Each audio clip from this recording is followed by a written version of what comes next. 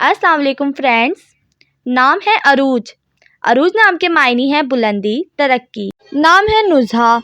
नुज़हा नाम के मायने है खुशी का सफ़र। नाम है ताइला। ताइला नाम के मायने है दौलतमंद, मालदार। नाम है ज़ुफ़गन। ज़ुफ़गन के मायने है मुनव्वर करने वाली। नाम है सायरम। सायरम के मायने है सैर करने वाली।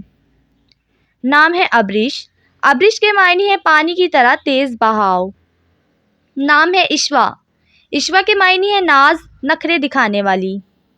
नाम है सुंदस। सुंदस के मायने है जन्नत का लिबास। नाम है माया। माया नाम के मायने है करिश्मा। नाम है अनायशा। अनायशा नाम के मायने है ख़ास, अजीज़। नाम है किस्वा। किस्वा के मायने है खाना काबा का गुलाफ। नाम है मिशा।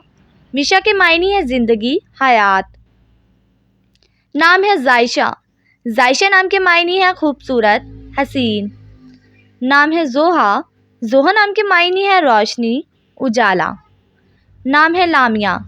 लामिया नाम के मायने है ज़हीन और चमकदार।